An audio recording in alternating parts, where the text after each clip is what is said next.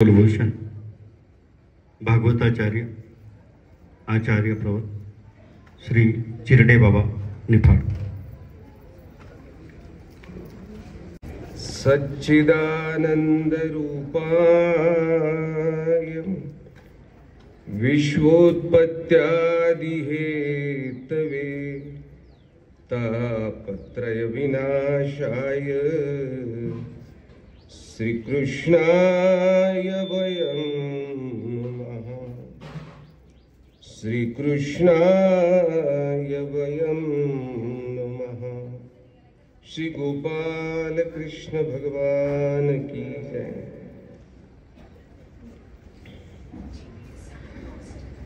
सरणावरच्या मरणाला पराभूत करण्याची एक जबरदस्त ताकद असलेल्या व्यक्तिमत्वाचा हा 10वा दिवस।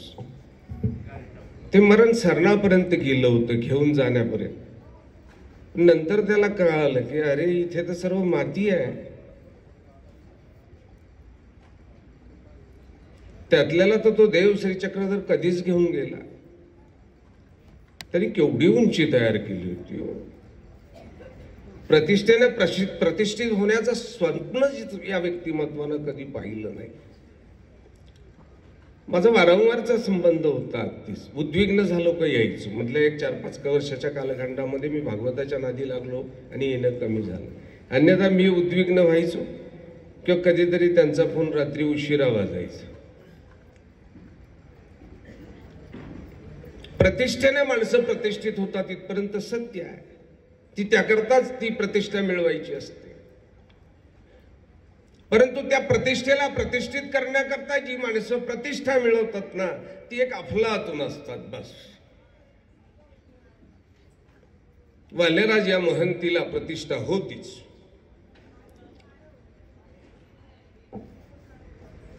शीघ्र कवित्व यापूर्वीच्या वालेराज महंतांकडे होतं, शीघ्र कवित्व होतं, त्यांनाच ती उपाधी होती। पूजा अवसरकर ही उपाधी त्यांनाच प्राप्त झाली होती। त्या प्रतिष्ठेला अजून प्रतिष्ठित केला आणि त्याला महामानवाचं रूप दिलं। महामानवाचं रूप दिलं, 4 चांद लावले त्या प्रतिष्ठेला, 4 चांद लावले। मरणाचा आनंद महानुभावान इतका कोणीच लुटत नाही, कोणीच नाही। गेला म्हणता क्षणी आम्ही जेवायला सुरुवात करतो, तो आनंदच वेगळा आहे, कारण तो देव भेटीला जाण्याचा क्षण आहे। त्याला समाज म्हणू द्या मरण आहे, परंतु महानुभाव मात्र त्याला देव भेटीचा क्षण म्हणतात आणि देव मेल्याशिवाय दिसत नाही। देवाला भेटण्याकरताची ती जागा आहे, देव कधीच घ्यायला येत नाही। एकच वेळ आहे की देव श्री चक्रधर महाराज त्याला घ्यायला येतो, नक्की येतो। बाबाच्या 45 वर्ष शेजारी राहिलेत ना, इथे शेजारी नाथोबांचा देह गेला। नाथोबाचा ज्या जागेवर देह गेला निंब्यावर ना आलेले आहेत आचार्य श्री नागदेव नाथोबा गेले म्हणून। वचनभंगाचा दोष नाथोबांना झालेला होता, तिथे जाऊ नकोस तू, तुझ्या आप्त इष्टांमध्ये जाऊ नको। तरीही बघा आचाराची सात्विकता इतकी प्रचंड प्रमाणात होती की तिथे आचार्य स्वतः नागदेव निघालेत की जिथे देह गेला त्या जागेवर गेलेत, बसलेत, त्या जागेला कुरवाळलं। हात फिरवला नाही, हात फिरवणं म्हणजे सारवणं, कुरवाळणं म्हणजे बाळाच्या अंगावरनं हात फिरवणं। कुरवाळल्याच्या कुरवाळण्यात ममता आहे, माया आहे, कारुण्य आहे, करुणा आहे। अगदी कुरवाळलं। हळूच आपल्या मुखातनं आसवांवर शब्द बाहेर पडली आपल्या परिवाराकरता की जेथ नातोबाचे देह गेले तेथ माझे अंथरुण घाला गा। ही भूमी सात्विक, एथ माझा देव श्री चक्रधर येईल। ही भूमी सात्विक आहे, इथे माझा देव श्री चक्रधर महाराज नक्की आला होता घ्यायला। बघा लक्षात घ्या, अहो यमानी येणं म्हणजे मरणं हो। देव श्री चक्रधर महाराज जर घ्यायला येत असेल तर कैवल्याच्या प्रवासाला निघून जाणार ते एक अफलातून मोठं व्यक्तिमत्व देवाला आवडणार आहे। आणि म्हणून महानुभाव पंथ मरणाचा सोहळा साजरा करतो, बघा मरणाचा आनंद साजरा करतो। शेवटच्या क्षणी मागचं सर्व पुसून टाकतो, शेवटच्या मागचं सर्व पुसलेलं असतं त्याने। वागत असतानाच सर्व पुसत असता आचार्यश्रींचा तो शेवटचा काळ निंब्याला प्रवृत्त झाला। बघा बोलणारा म्हणजे मला श्रद्धांजलीचे शब्द बोलायचे नाही, त्यांची इच्छा असायची नेहमी काहीतरी तू आला का बोलला पाहिजे। कधी कधी त्यांचं माझं प्रवचन त्यांच्या रूम मध्ये चालायचं, ते तिकडच्या सोप्यावर असायचे मी एकूण सोप्यावर असायचो, दोघंच प्रवचन करायचे, ते ऐकायचे मी बोलायचे।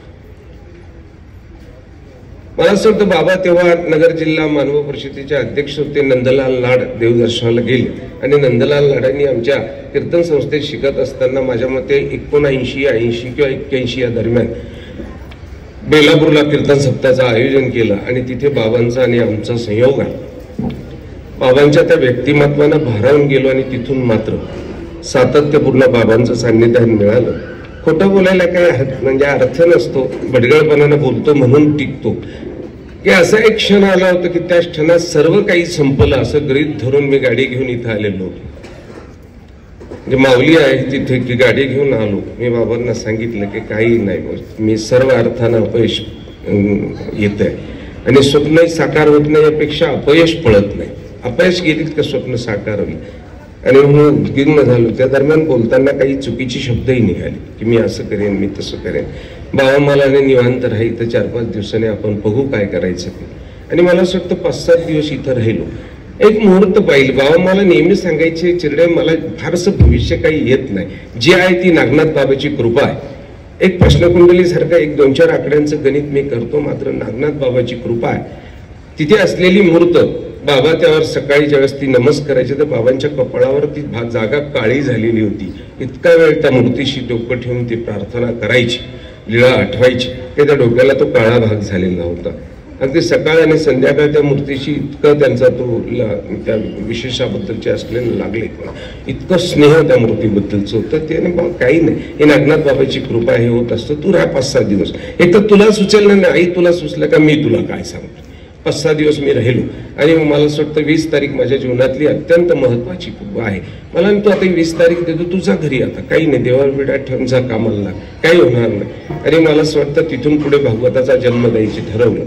सह्याद्री वर्णन अगोदर करायला मला त्यांनी सांगितलं होतं की सह्याद्री वर्णनावर बोल. आजही सह्याद्री वर्णनावरच बोलत असतो.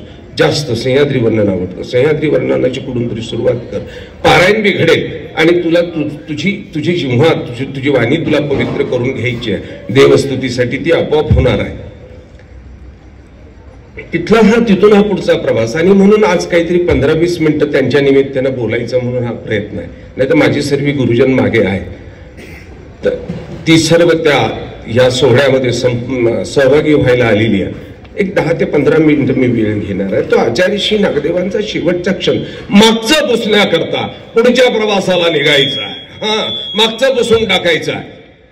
आता देवाबरोबर निघायचं आहे, देवाबरोबर जायचं म्हणून आग्रह होता. आता देवाबरोबर चालायचं आणि देवाबरोबर चालण्याचा तो जो प्रवास आहे त्याकरता मागचं सर्व संपवायचं. आचार्य श्री नागदेवांच्या त्या निंब्याच्या आश्रमामधली ती दिवस निर्माण झाली. तो क्षण प्रवृत्त व्हायला लागला, अवघी हळहळायला लागली, दुःख करायला लागली. आचार्यश्रींनी सांगितलं, अरे वेड्यासारखं काही नका करू रे. विचारायला लागली, मठाचं काय करायचं, पोथ्यांचं काय करायचं, देवपूजेचं काय करायचं. आचार्यश्रींनी सर्वांना हात जोडून सांगितलं होतं की बाबा रे, यातलं आता मला काही विचारायचं नाहीये. मला विचारा, कोणीतरी महावाक्य विचारा, कोणीतरी निर्वचन विचारा, असतील तर धर्मातल्या शास्त्रातल्या ज्या ज्या शंका असतील त्या मला विचारा. विचारत राहिली मंडळी. स्वतः अहोरात्र चालू राहिलं. एक क्षण आला, त्यांनी सांगितलं तर तुमच्या करताच झालं, आता माझं माझ्या करता होऊ द्या. डोळे लावले, माझा देव, बाईसाचा देव मला आता स्मरण करू द्या, त्याची मला आठवण येते, त्याचं मला बोलवणं येणार आहे. आचार्यश्रींनी हे म्हणत असताना अवघ्या परमार्गाला हात जोडले. काय क्षण असला पाहिजे तो बघा. परमार्गाला हात जोडली, डोळ्यात आसव होती, वेदनेच्या छटा चेहऱ्यावर होत्या. पंडित दामोदर होती, केशीराज होती, भास्कर भट्ट बोरीकर होती, बाईदेव व्यास होते. ही सर्व माणसं होती. सर्वांपुढे हात जोडला. परमार्गातला सामान्य भिक्षुक, काल दीक्षा घेतलेला आहे होता. आचार्यश्रीने हात जोडले आणि सांगितलं, मला देवानं अधिकरण केलं, परमार्गाचा अधिकरण केला आणि अधिकरण म्हणून वागत असताना माझ्याच्याने जर काही अपराध झाला असेल, कोणी दुखावला असेल, माझ्याच्याने काही चुकलं असेल, अवघ्या मज क्षमा करावी, तुम्ही सर्वांनी मला क्षमा करा. मार्ग हळहळला. प्रत्येकाच्या डोळ्यातली आसव गळत होती आणि आचार्य श्री नागदेवांच्या डोळ्यातनं ती आसव, जिला पश्चातापाची म्हणता येत नाही, तिला प्रायश्चिताची आसव, देवश्री चक्रधराला पावन करण्याची ती आसव डोळ्यातनं उघळत होती. देवश्री चक्रधर महाराज, बाईसाचा देव, स्मरण करता करता देव चक्रधर महाराज बोटाला कधी घेऊन गेला सांगता झालं नाही.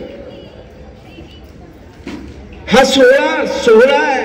मरणाची तयारी केलेली आहे महानुभाव मंडळींनी, अकस्मात कुठेतरी हातून करून मेलेली नाही. संपूर्ण इतिहासात मरणाची तयारी केलेली माणसं सापडतात. हा, तुमच्यापर्यंत शिन्नस्थळ आल्या कशा पंथापूर्वीपर्यंत? मरणाचा क्षण माहीत झाला होता, देवानं निरोप दिला होता, मी येणार आहे, तुला माझ्याबरोबर यायचं आहे. मरणाचा क्षण माहीत झाला म्हणून तर शिन्नस्थळी पाषाणाखाली ठेवायचे, पाषाणावर लिहून टाकायचे हे शिन्नस्थळी असे. म्हणून तर तो क्षण कळायचा, म्हणून तर 2 दिवसाचा 4 दिवसाच्या अंतरानं तो क्षण कळायचा. आणि म्हणून तर तिथं शिन्नस्थळी लिहिल्या जाती, म्हणून लिहिल्या जायची, म्हणून तर प्रायश्चित केल्या जायचं ना, म्हणून तर प्रायश्चित केल्या जायचं. नागापूरचा काय इतिहास, नगर म्हणजे काही गंमतच आहे. मानवभाव दृष्टिकोनातून नगर, नागापूर, भिंगार हा परिसर म्हणजे काळजाला चिमटा घेणारा प्रकार आहे. हा, काळजाला चिमटा घेणारा प्रकार आहे. आणि त्याहीपेक्षा दररोज सकाळी उठल्यानंतर मला असं वाटतं नगरच्या दिशेनं अगदी भिंगारला आणि आरणगावला किंवा नागापूरला प्रणाम केला पाहिजे. हो, येथ वेड्याचे वेडे पर जाईल, पिस्याचे पिसे पण जाईल. ही घटना इथली आहे भिंगारची. आणि मानवभाव पंथाला दुसरा आचार्य इथं मिळाला. वेड्याला शहाणं केल्या गेलं. बघा तुम्ही, हीच तर गंमत आहे. काटे इथनं गेले, मंदिर उभं राहिली, काटे इथून गेली, मंदिर उभं राहिले. अरे मी सांगतो, इथं वेडे पण गेलं भाईदेव व्यासांचा. आणि भाईदेव व्यास मानवभाव पंथाचे पहिले आचार्य झाले, दुसरे आचार्य झाले भाईदेव व्यास. आचार्य श्री नागदेवानंतचे झालेले आचार्य भाईदेव व्यास आहे. ही दोन्ही मुलं भाईदेव व्यास. आणि मला असं वाटतं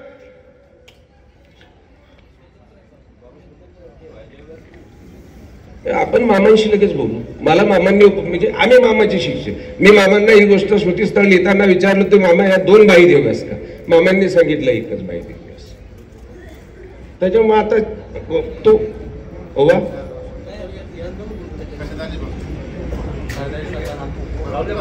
नाही, मी जो भाईदेव असं तोच सांगतो. मला जेवढं कळलेलं आकलन झालेलं तेच बोलेल, जे आकलन नाही ते नाही. आणि त्या विषयाचं आकलन झालेलं नव्हतं. त्याच्यामुळे मला असं वाटतं रायरकर बाबा गेले, आम्ही दोघंही सोबत मामांशी बोललेलो. आणि याकरता आम्ही वांबरीत गेलो होतो की हे भाईदेव व्यास आणि ते भाईदेव व्यास कोणते. मामा वाक्य आमच्या दृष्टीने आम्ही त्यांचे शिष्य, मामा वाक्य प्रमाण. आणि त्यामुळे भाईदेव व्यास हेच अगदीच हे दोघं भाऊ, एक वेडा आणि एक पिसा, ही दोघं घेऊन आई आली.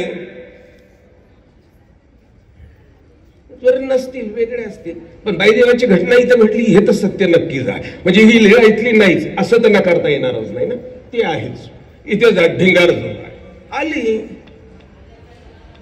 कोणीतरी सांगितलं होतं देव पुरुष आले, ज्यांच्या दर्शनाला येतात त्याचं जाईल पिसे पण जाईल, त्याला कुठलं भूत लागलेलं होतं, याचा वेडे पण जाईल, हा मंदबुद्धीचा वेडे पण जाईल. जा आली आई, दोन्ही हाताला दोन्ही पोरं घेऊन आली. जे पिसा होतं, ज्याला भूत लागलेलं होतं, त्याने मात्र आईच्या हाताला चावा काढला आणि पळाला. ओरडली, धरा धरा, धरलं, आणलं. याकरता बऱ्याच वेळेला मी कृष्ण कथेवर बोलत असतो. कृष्ण कथा अशी आगळपगळ आहे, कुणीकडे बोललं तर तिला पुराव्यांची गरज नाही, तिची मोडतोड करून टाकता येते अगदीच. इथे मात्र तांत्रिक अडचण येते, हा मोठी तांत्रिक. त्याच्यामुळे तर मी कृष्ण कथाकार झालो की कृष्ण कथेला काही करतो. मी म्हणतो कृष्ण रात्री जन्माला येतच नाही, तो सकाळी येतो. आणि मी पटवतो अगदी. आणि लोकांचा नाईलाज होतो, कारण कृष्ण 5,500 वर्षात अजून मला असं वाटतं वसुदेव देवकीसह नंदे यशोदेलाही कळाला नाही, तो राधेला कळाला नाही, तो व्यासांना कळाला नाही, बस व्यासांनाही कळाला नाही, कोणालाच कळाला नाही. आणि म्हणून न कळलेली व्यक्तीवर बोलत राहायचं हे इतकं सुंदर प्रकरण भागवत आहे. कुठलंही भजन भागवतात म्हटलं की ते भागवतासारखं वाटत असतं. 7 दिवस कोणीकडे निघून जातात, काही कळत नाहीत. मध्ये अभंग आला तर अभंगही म्हणता येतो, गवळण आली की गवळणी म्हणता येते, स्वतःला आवडलेलं गाणंही म्हणता येतं. बघा तुम्ही, इथे मात्र निर्बंध येऊन जातात. परंतु बाईदेव व्यास आणि इथे लखुमदेव व्यास दोघांना आणलं. लखुमदेव बळाला आई ओरडली, धरा धरा म्हणून आणला धरून. आता त्या मठाच्या पायऱ्या चढत असताना बाईदेव व्यास परत लखुमदेव वासाने परत हाताला झटका दिला आणि पळाला, मठावर गेला. बाई ओरडली, सर्वज्ञ याच्या मागे धावली, धरला. परंतु त्याच वेळेला पाणी जाण्याच्या, त्या मठाच्या पाणी जाण्याच्या उघडीमध्ये तोंड खुपसून दिलं ताकतेनं. आचार्य सर्वज्ञ त्याच्या पाठीवर बसलेले, त्याचं तिथे तोंड फिरवतायत आपलं दर्शन देण्याकरता. तो मात्र अजिबात धावत नव्हता. सर्वज्ञ त्याला विचारत होते, तू कोण आलाय? तोही सर्वज्ञांना विचारत होता, तू कोण आहे? आणि मग सर्वज्ञानं बाई सोडून दिला आणि बाईंना सांगितलं, बाई याला आमचं दर्शनच घडत नाही, दर्शन घडलं असतं त्याचं पिसे पण गेलं असतं, पण हा जो पोरगा आहे यांना मज्जवे ठेवा, याचं नक्की वेडेपण जाईल. हा भाईदेव इथे राहिला बघा. हा, त्या भाईदेवाच्या अधिकाराबद्दल बघा ना तुम्ही, केवढं बोलल्या जातंय हो, केवढा मोठा अधिकाराचा भाईदेव असा आहे. पहिल्या मुक्कामात राहिला, झोपायला मात्र भाई सांजवळ गेला नाही. त्यांनी सांगितलं नाही देवाजवळ झोपायचं आहे. आणि स्वामींनी स्वतःच्या अंथरुणात घेतला, स्वतःच्या कुशीत घेतला. मी वाल्याराज बाबांबद्दल बोलायचं होतं मला, म्हणून मला ती लीळा सांगायची होती की कुशीत घेतला जातं इथं. देव श्री चक्रधर महाराजांनी भाईदेवाला कुशीत घेतलं. मध्यान रात्री लघुशंकाला आली, उठवलं देव हो मुतू. बाईसांना आवाज गेला, रागवले, खरे उठ, चल मी येते. गप्प बसला, स्वामींच्या पोटाला चिटकून बसलेला, अजिबात हलला नाही. काही क्षण गेले, परत देवाला हलवलं, देव हो मुतू. बाईसा रागवल्या, पण यावेळेला मात्र स्वामी स्वतः उठले. बाई देवाला हाताशी धरलं, मठाच्या बाहेर नेला, हाताने कपडे काढली, 2 श्रीचरणाच्या मध्ये उभय केलेलं आहे. आणि बाई देवसाने ती लघुशंका केली. त्या लघुशंकेची थेंब माझा देव श्री चक्रधर महाराजांच्या श्री चरण कमलावर उडले. बाईसांनी नंतर चरण क्षालन केलं आणि मग सर्वज्ञांची परत विश्रांती झाली. बघा ना काय दैवाभाग्याचा इथे होत ते. इथली सात्विकता, या भूमीची सात्विकता. बाबांना देवानं हृदयाला धरलेलं होतं बघा. नक्कीच आज सुद्धा बाबांना घेऊन जाताना हृदयाला धरून घेऊन गेलेले आहे. महानुभाव पंथातला अजात शत्रू असलेलं व्यक्तिमत्व आहे, अजात शत्रू असलेलं व्यक्तिमत्व आहे. पाठीवरच्या हातानं सुद्धा लोकांची दुःख दूर झालेली आहेत. बाबाने दिलेला कोणाला ताईत असं महाराष्ट्रात कोणी बोलू शकणार नाही, कोणीच नाही की बाबाने ताईत दिला होता का गंडा. परंतु बाबाने आमच्या पाठीवर हात ठेवून आशीर्वाद दिला होता, हे मात्र प्रत्येक माणूस बोलल्याशिवाय राहणार नाही. एकदा आमचा तरुण साधू जरी असेल तर त्या साधूला सुद्धा जवळ घ्यायचे. खिसा तर गमतीचाच होता हो. खिशात हात गेल्यानंतर जेवढे आहे तेवढे देऊन टाकायची असायची. इतकी सहजता त्या वागण्यात होती, त्या व्यक्तिमत्वात होती. सहजता महत्वाची आहे. बाबांची ती सहजता होती. मी मानव पंथातल्या अनेक मृत्यू प्रसंगांमध्ये जवळून पाहिलेला, इतिहासातल्या जवळच्या नाही पण इतिहासातल्या अनेक मृत्यू प्रसंग पाहिले की ती मरण प्रसंग होती का नक्की. त्या मरणाला पराभूत करून हरिपालाच्या एका मृत शरीरानं महाराष्ट्र जागा केला. आम्ही महाराष्ट्रात फिरतो आहोत सध्या. सर्वज्ञ चक्रधर महाराजांचा अवतार दिन साजरा करण्याकरता, अवतार दिन साजरा करण्याकरता ज्या मरणाला पराभूत केलं होतं, वाल्याराज बाबांच्या जगण्यानं मरणाला पराभूत करून टाकलं. मी मात्र शेवटच्या क्षणात बोलून जातो सज्जन, शेवटच्या क्षणी बोलतो. इथे फुलांना मरण जन्मता, दगडाना का चिरंजीविता. इथे फुलांना मरण जन्मता, दगडाना का चिरंजीविता. बोरी बाभळी उगाच जगती, चंदन माती कुठार. अजब तुझे सरकार उद्धवा, अजब तुझे सरकार. लहरी राजा प्रजांधळी, अधांतरी दरबार. अजब तुझे सरकार उद्धवा, अजब तुझे सरकार. आवडणारी माणसं सहज निघून जातात, दगडांसारखी निष्क्रिय माणसं मात्र तशीच पडलेली असतात. ज्या भोरी बाबळींचं काहीच होत नाही, ज्या भोरी बाबळींचं काहीच होत नाही, ज्याला कोणी पाणी घालत नाही, खत घालत नाही, काहीच करत नाही, तरी वर्षानुवर्ष रानमाळावर ताट मानेने उभी असतात. चंदनासारखी झाडं मात्र कुठेतरी जपून जपून वाढवायची. तोडलीत ते त्याला झिजून राख रांगोळी करून चंदन नाही. त्याचं व्यक्तिमत्व पूर्णपणे घासून समाजाच्या उपयोगी आणायचे. त्याच्या सुगंध दरवळला की बस आनंद लुटायचा. मातीसारखं त्याला कुठार करून टाकायचं. बाबाचं व्यक्तिमत्व तसं होतं. त्या व्यक्तिमत्वाला मी शतशः प्रणाम करतो. मला बोलायची बाबाची वर्धनस्थ बाबांची आज्ञा होती की तू अर्धा तास तरी बोलायचं. बाबांची इच्छा होती, बाबांच्या परिवाराची इच्छा होती, पप्पूची इच्छा होती, बोलायला पाहिजे नक्कीच. पण अनेक गुरुजन केवळ एक त्यांची 2 शब्द भावना व्यक्त इथं करायला आलेली आहे. मी कृष्णकथा करावं आणि म्हणून कृष्णकथेतली ती सर्व अनाकलनीय घटना मला सांगायला आवडतात. मी स्मृतीस्थळावर आज नक्कीच बोलणार होतो, पण बाईदेव व्यासाच्या स्मृतीनं आता परत बुद्धीमध्ये मोठा गोंधळ करून टाकला. अजून एक बाईदेव व्यास आहे म्हटल्यानंतर नव्यानं स्मृतीस्थळाचं आता परत लिखाण करावं लागणार. बरोबर. आणि नव्यानं बायदेवी असते होते का हे शोधावं लागणार.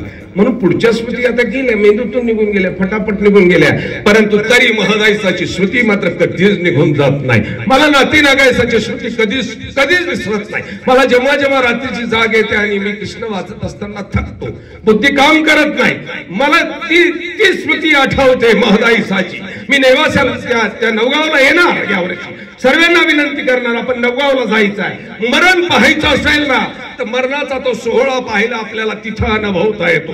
नवगावला मरणाचा सोहळा पाहायचा असेल तर सप्तशृंगीच्या त्या डोंगरामध्ये आपल्याला जावं लागणार आहे. तिथेही प्रश्नच आहे, ती नाती नागायसा कोणती? एक नदिया दोन नाती नागायसा आहे. एकीला धाडी म्हणतात, परंतु तिलाही नाती म्हणतात, आणि दुसरी ही नाती आहे जी असेल ती. पण तो मरणाचा सोहळा पाहण्याकरता सुद्धा आपल्याला सप्तशृंगीच्या त्या डोंगरामध्ये जाऊन पाहावं लागतं की काय तो सोहळा साजरा झाला असेल. तो सोहळा साजरा करण्याकरता चंदनवंदनच्या डोंगरात सुद्धा जावं लागतं. तो लखप्रकाश आला, वर घेऊन गेला. त्या चेहऱ्यावरची सात्विकताही तशीच आहे, हातातली गाठी तशीच आहे. ध्यान त्या चेहऱ्यावरचं सात्विकपण मेल्याचं क्रौर्य असतं, आणि देवाला भेटायला गेल्यानंतर त्या शरीरावरचं सात्विकता असते. कारण आत्म्याच्या कल्याणाबरोबर त्या शरीराचं सुद्धा कल्याण झालेलं असतं. ते शरीर अशा कामी आलेलं असतं. हात हाताच्या कामी यावेत. बघा तो हिंदी कवी सांगतो की मैली चादर ओढ़ के कैसे द्वार तुम्हारे आऊं,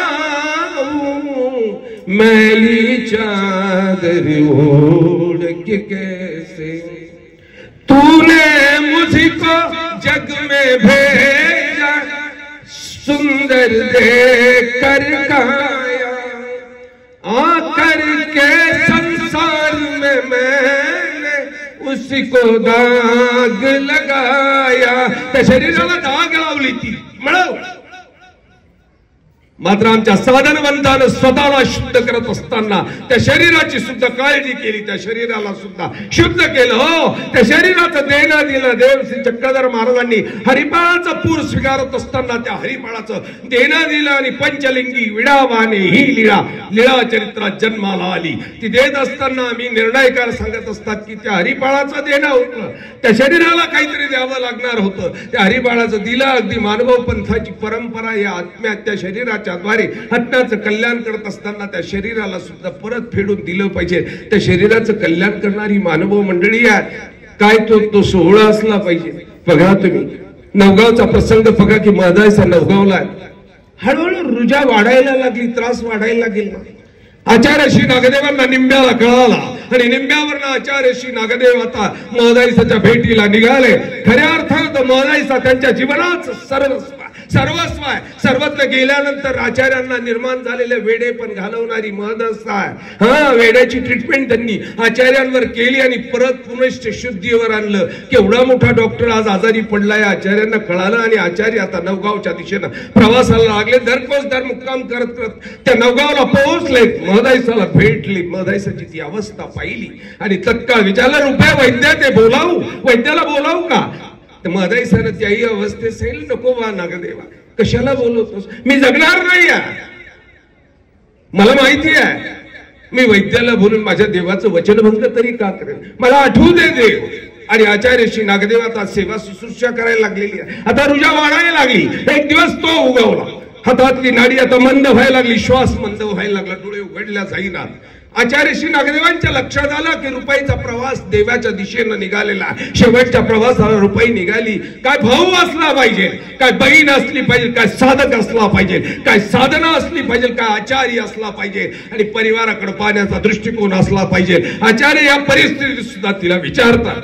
हो, या परिस्थितीत सुद्धा आचार्य तिला विचारतात, रुपये तुला देव आठवतो का?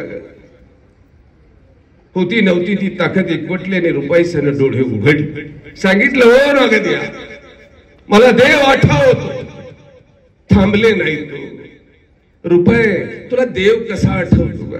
आणि रुपाईसनं सांगितली ती वज्रीची लीळा जशीच्या तशी. जेव्हा शब्दात बाहेर यायला लागली तेव्हा मानवा पंथाचा आचार्य नागदेव जमिनीवर डोकं ठेवून ओक्साबोक्सी रडत होता, आणि सहज मुखातनं शब्द निघून गेले की रुपये शेवटच्या दिसपर्यंत देव तुवाची आठवीला. शेवटच्या क्षणापर्यंत देव जर कसा आठवायचा असेल तो तू आठवला. वज्रीची लीळा तू आठवली. काय सोहळा होता तो वज्रीची लीळा म्हणल्यानंतर तो प्रसन्न झालेला तो अवतार इथं देवश्री चक्र जर त्या रुपयेला घेण्यावरचा कडेवार घेण्याकरता आपल्या हृदयाला लावून नेण्याकरता किती आनंदाने आणि वेगानं आला असेल. कल्पनेच्या बाहेरची गंमत आहे.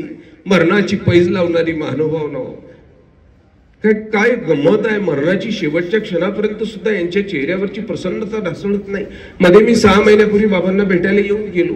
चेहऱ्यावरची प्रसन्नता तीच होती. कधी कधी लहरेत आले का अरे काय बोलायची मला म्हणायची चिरडे तू बदमाशपणा करतो मला आता भेटायला येतच नाही तू. ती प्रसन्नता मात्र तशीच होती की मला वेदना होत आहे शरीर माझं थकलं. अशी वेदनेची छटा कुठलीच नसायची. एकही आठवडा असा गेला नाही की बाबांचा फोन आला नाही. मी बऱ्याच वेळेला म्हणायचो अहो तुम्ही झोपायच्या वेळेला फोन करता. ते म्हणे तू झोपू नये म्हणून तर मी फोन करतो तुला सतत जाग करण्याचं काम मी करत असतो. हा मरणाचा सोहळा मानभाव पंथामध्ये संपन्न झाला.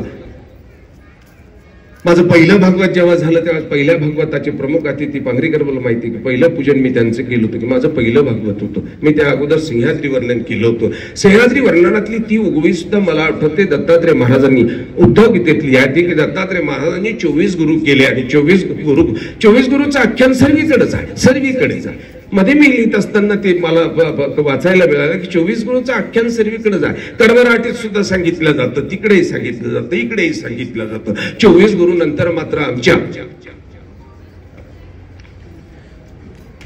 25वा गुरु सांगितला गेलेला आहे. 24 गुरु नंतरचा 25वा गुरु सांगितला आपल्या कवीनं सांगितलं. 25वा गुरु त्यांनी प्रेताला केला. काय अफलातून कल्पना आहे. प्रेत सुद्धा गुरु होऊ शकतो आमच्या संतांचं. आम्ही त्या प्रेताकडे पाहून सुद्धा शिकत असतो. महानुभाव शिकत असतात. प्रेताला गुरु केला. 25वा गुरु जो वेदात नाही उपनिषदात नाही भागवतात नाही कुठे सांगितला गेलेला. श्रीदत्त कथेमध्ये 25वा गुरु नाही 25वा गुरु सांगितला. आणि त्यांनी राहिला सर्वश्रेष्ठ गुरु श्री दत्तात्रय महाराजांनी 25वा गुरु केला. त्या प्रेताकडे श्री दत्तात्रय महाराजांनी पाहिलं आणि त्या प्रेतालाच गुरु करून घेतलं. प्रेताला गुरु करण्याची कल्पना आहे. श्री दत्तात्रय महाराजांच्या त्या ग्रंथामध्ये त्या काव्य ग्रंथामध्ये प्रेताला गुरु केलं. त्या प्रेताकडे पाहिलं हसले. श्री दत्तात्रय महाराज हसले आणि त्याचं गुरुत्व मान्य करून टाकलं. काय गमतीचं आहे ते प्रेत. त्या प्रेताला त्या प्रेताची जी कुठली निरमोहित आहे त्या प्रेतामधली ती श्री दत्तात्रय प्रभूंना भावली. प्रत्येक गोष्ट करत असताना त्यांनी भोगली त्याने गेली करायला भाग पडली. परंतु सोडत असताना त्याच्यातला थोडा सुद्धा डाग स्वतःकडे घेतला नाही. सर्व जीवाकडे लुटून दिला. अहो जिभेला आवडलेली गोष्ट खाल्ली. वर्णन केलेलं आमच्या कविराजांनी देखण्या होव्या. येणाऱ्या 20 डिसेंबरला तो सप्तग्रंथाचा मोठा ग्रंथराज आपल्या दर्शनासाठी आपल्या भेटीसाठी येतो आहे. वर ओवी आहे त्याचा अर्थ आहे त्याला कारण आहे की यातल्या ओव्या अत्यंत महत्वाच्या आहेत. त्या ओव्या सुद्धा आपल्यापर्यंत येणं गरजेचं आहे. आपण अभ्यासणं गरजेचं आहे. त्या प्रेताला त्या प्रेताची ती जीभ आहे ना त्या जिभेला भजी घाल वाटली तिने खाल्ली. डोळ्यांना काळा चष्मा लावला थंडी वाटते ब्लँकेट घालावं वाटलं. डोक्याला अमृतांजन लावलं. पायाला सॉक्स पाहिजे घातली. शरीराला प्रत्येक गोष्ट स्वतःला लागते तशी मस्त पुरून घेतली. परंतु ज्या क्षणी आत्म्यापासून शरीर विलग झालं ना म्हणतो आपण आत्म्याने शरीर सोडलं.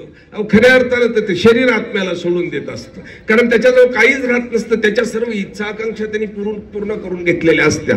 त्याची शिल्लकच राहत नाही म्हणून त्या आत्म्याला सोडून देत असताना मात्र केलेल्या सर्व गोष्टींची डाग ते त्या जीवस्वरूपावर सोडून देतं. बस कर्माची सर्व क्रियांची डाग जी असतील त्या जीव स्वरूपावर सोडून देतं. शरीर मात्र जाताना एकही डाग स्वतःवर घेऊन जात नाही. आंघोळ पांघोळ करून उलट तुम्हाला आंघोळ घालायला लावतो. आंघोळ पांघोळ करतो साबण लावतो अंगाला अत्तर लावतो चांगले कपडे लावतो. इतका बदमाश आहे इतका भामटाड आहे की पायी सुद्धा जात नाही. पायाला माती लागेल म्हणून पायी सुद्धा जात नाही. तिरडीवर 4 लोकांच्या झोपून जातात बघा तुम्ही. हा त्याच्या मातीवर सुद्धा फुलं टाकतात. उद्धव गीतेतल्या या ओव्या श्री दत्तात्रय महाराजांनी 24वा गुरु केला की जगायचं असेल तर यांचं अवलोकन केलं पाहिजे. मरणाच्या अनेक घटना कारण ही माणसं मरत नसतात. ही माणसं देवदर्शनाला जातात. माझे बाबा आज नक्की देवदर्शनाला गेले. निर्विवाद सत्य आहे. तो मंदिराचा परिसर आजही तितका सात्विक त्यांच्या डोळ्यात जसा होता तसाच भासतो आहे. जर ती मेली आहेत आपण जर म्हटलो असतो तर त्या जागेवर भकासता निर्माण झाली असती. आज या मंडपामध्ये सुद्धा भकासता निर्माण झाली.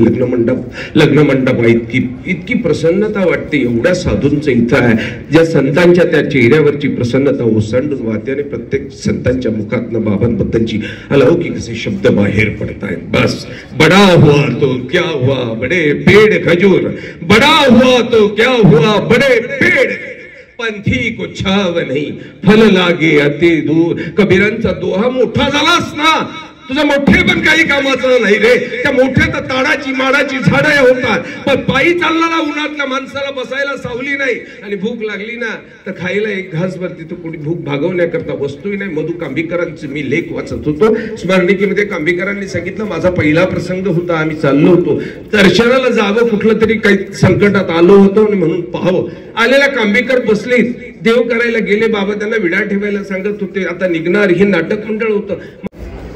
मध्ये जाईपर्यंत बाबांनी सांगितलं, अरे बसा प्रसाद घेऊ. सर्वी असलेली अन्य मंडळी यातला महाराष्ट्रात सर्वात मोठा शाहीर होता.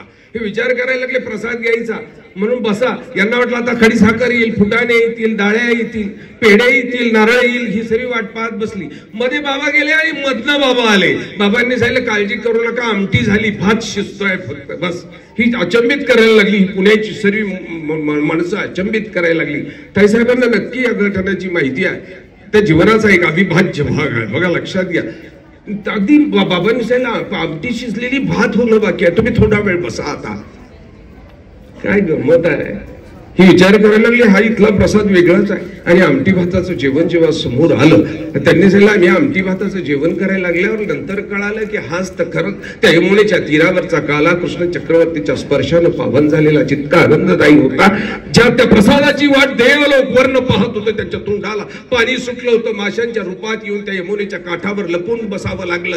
एके ठाई करोणी हाते वाडी, नारायण ते पाहोनी सरोवर, चित्ती करीती विचार. अरे असली परिस्थिती. हे कांबीकरांचं असंच्या असं वाक्य, असंच्या असं अभंग, असंच्या असं त्यांनी सांगितलं. ते पाहोणी ती सरोवर विचार करतात. त्यात एका देवानं सांगितलं, हे कसे युक्ती हात धुवील श्रीपती. एक युक्ती आहे, हा श्रीपती आता यमुनेच्या त्या पाण्यामध्ये हात धुवायला येणार आहे. हे कळले घरनिळा. हे त्या कृष्णनाथाला कळालं आणि आपल्या सवंगड्यांना सांगितलं, खाल्लं हात पुसा आणि वृंदावनी उदकी घेऊ आणि वृंदावनाला जाऊ पाणी घेऊ. त्यांनी सांगितलं, त्या आमटी भाताचा प्रत्येक घास खात असताना त्या काल्याच्या त्या प्रसादाचा तो आनंद वाटत होता. आणि मग तिथनं पुढे त्यांनी तो हा प्रवास चालू केला. या मंदिराच्या बांधणीमध्ये त्या लोकांची मदत आहे, आश्चर्य आहे. त्यांनी या मंदिराच्या बांधणी करता नाटकांची प्रयोग लावली.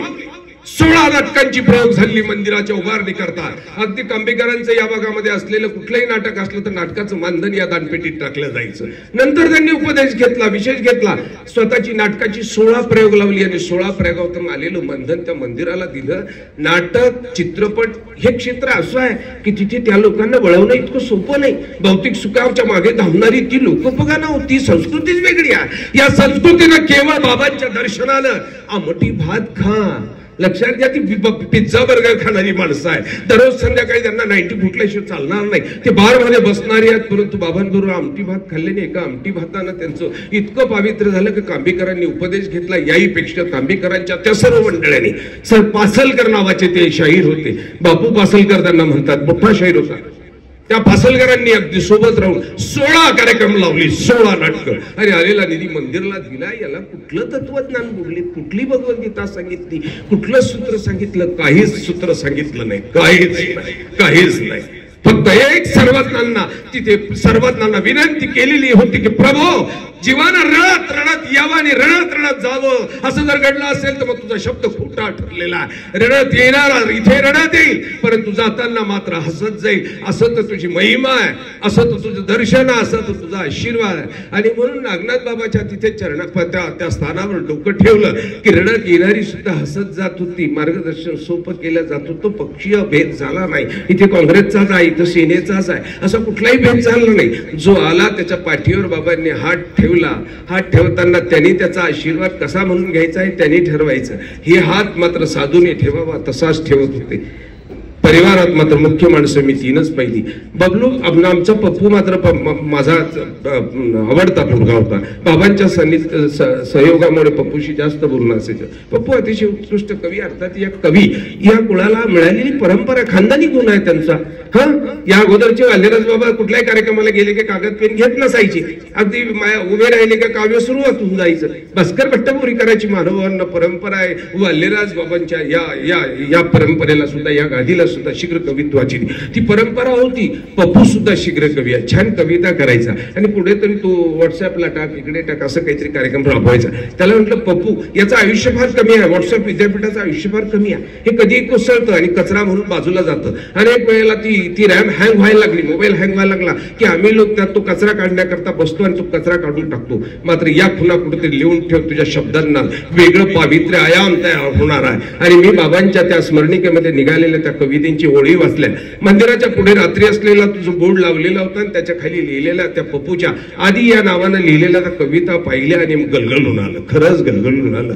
बाबा जाताना काहीच दिलं नाही, परंतु या मंदिराला वारस म्हणून पप्पू दिला. माऊलींबद्दल बोलायलाच नको. दोन माणसं जरी आले मग काय नाही हो. आमच्या जो घर आहे, दार आहे, घरात 100 ताटा आहेत, 100 वाट्या आहेत, गाद्या आहेत, 10-20 कॉट आहेत, 25 रूम आम्ही बांधून ठेवलेली. परंतु माणसं आल्यानंतर ही कधी जातील आम्हाला असं वाटत असतं. परंतु माऊलीबद्दल मी नेहमी सांगेल. आमच्या संजीवचं लहानपण त्यांच्या मांडीवर गेलेलं आहे, पांगरीकरांचं मांडीवर लहानपण त्यांच्या मांडीवर गेलेलं आहे. आमची कौटुंबिक आणि जिव्हाळ्याची संबंध आहे. मी जेव्हा यायचो तेव्हा मात्र मी कधीतरी आजारी राहायचो, कधी वैतागून यायचो, कधी 3-3, 4-4 दिवस राहायचो. पण माऊलीचं ते व्यक्तिमत्व पाहिलं की दिवसभर हसतच ते आलेल्याचं स्वागत करत होते. आणि मग मनात न वाटायचं बाबा तुम्ही स्वतः मोठे झाले नाही हो, तुमच्या मोठे होण्याकरता प्रत्येकानं आपला चिरा पायाशी घातलेला आहे, स्वतःला चिऱ्याच्या स्वरूपात पायाशी घातलाय आणि तुमची आकाशा एवढी उंची वाढवलेली आहे. त्या बाबांच्या पवित्र स्मृतीला मी प्रणाम करतो. या परिवाराला दुःख झालं असं म्हणणं बरं नाही. बिडकर परिवाराचाच मी आहो. यथावकाशात माझ्या आगाऊपणामुळे सर्व झालं, नाही तर बिडकर परिवाराच होतो, मोठ्या एखाद्या गादीचा वारस झालो असतो, नक्कीच चांगला वारस झालो असतो. परंतु योग आमची वेगळी आहे. कवीश्वर कुळात गेलो, कवीश्वरात मिळालेली गादी लहान आहे असं कधीच म्हणणार नाही. लहान आहे पण उद्योग मोठे मोठे करता येतात तिथं, हाही सध्या फायदा झालेला आहे. परंतु ते वर्धनस्थ कुळ हे माझं आहे. माझ्या बाबावर खूप प्रेम केलेलं आहे. मला वर्धनस्थ बाबांनी इतकं प्रेम माझ्यावर कोणीच केलेलं नाही. बाबांची जेव्हा आठवण येते ना माझ्या बाबा, मला वाटतं शब्द तिथे पडलं. या दोन माणसांच्या प्रेमाला अगदीच शब्द नाही, अजिबात शब्द नाही. आमचे कवीश्वर कुलाचार्य कारंजीकर बाबा, उपाध्य कुलाचार्य वर्धनस्थ बाबा, आणि आज ज्यांना शेवटचा निरोप देतो, एक अफलातून प्रेम केलेलं, अफलातून प्रेम केलं. माझं एन्जिओप्लास्टी झाल्यानंतर वर्धनस्थ बाबा 5 जिने चढून आले होते आणि उल्हासनगरवरनं दवाखान्यात सोडून त्यांना आणलं होतं. नेमक्या लिफ्टनं वर यायचं, लाईट गेलेली होती, अगदी चढत आलेली होती. इतकं अफाट प्रेम या माणसांनी केलं. त्यांना अगदी वंदन केलं पाहिजे. ती जीवनातली मोठी संपत्ती आहे. बाबांच्या त्या पावन स्मृतीला अगदी वंदन करतो, परिवाराला वंदन करतो. सर्वज्ञ श्री चक्रधर महाराज त्या परिवाराला बळ देव आणि बाबांनी त्यांची घडवणूक इतकी देखणी केलेली आहे की त्यांच्याकरता मी वेगळी प्रार्थना करायची नक्कीच गरज नाही आहे. परंतु तरी सर्वांना वंदन करतो.